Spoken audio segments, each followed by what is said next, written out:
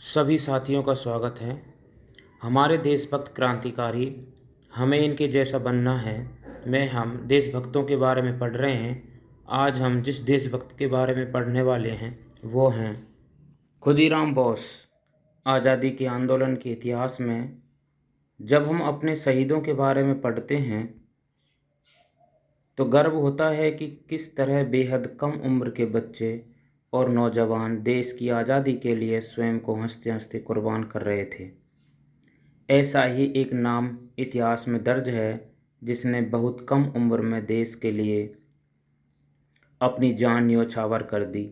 केवल 18 साल की उम्र में देश के लिए अपनी जान न्योछावर करने वाला यह युवा कोई और नहीं बल्कि खुदीराम बोस था। साल 1905 में बंगाल का विभाजन होने के बाद खुदीराम बोस देश की आज़ादी के आंदोलन में कूद पड़े। सत्येंद्र बोस के नेतृत्व में खुदीराम बोस ने अपना क्रांतिकारी जीवन शुरू किया। खुदीराम बोस स्कूल के दिनों से ही राजनीतिक गतिविधियों में हिस्सा लेने लग गए थे। वे जलसे जुलूस में शामिल होते थे और अंग्रेजी साम्राज्यवाद के खिलाफ नारे लगाते थे। इसके बाद खुदीराम रिवॉल्यूशनरी पार्टी के सदस्य बने और उन्होंने वंदे मातरम पैम्फलेट वितरित करने में महत्वपूर्ण भूमिका निभाई।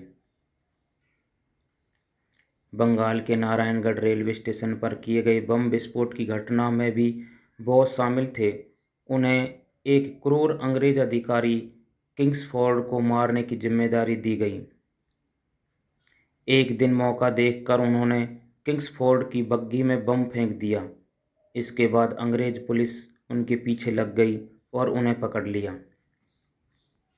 उनके साथी ने तो खुद को गोली मारकर अपनी शहादत दे दी, जबकि खुदीराम पकड़े गए। उन्हें 18 साल की उम्र में फांसी दे दी गई, परंतु उनके चेहरे पर कोई सिकन न थी।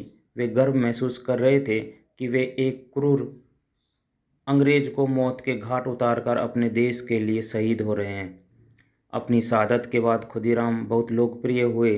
फांसी से पहले खुदीराम बोस की एक तस्वीर सामने आई थी जिसमें उनके पैरों में रस्सी तो थी, लेकिन चेहरा आत्मविश्वास और देश के लिए शहीद होने के गर्व से भरा हुआ था। उस तस्वीर में करोड़ों भारतीयों के साथ साथ उन अंग्रेज शासकों के लिए भी ये संदेश छिपा था कि हम भारतीय सजाए मौत से घबराते नहीं हैं।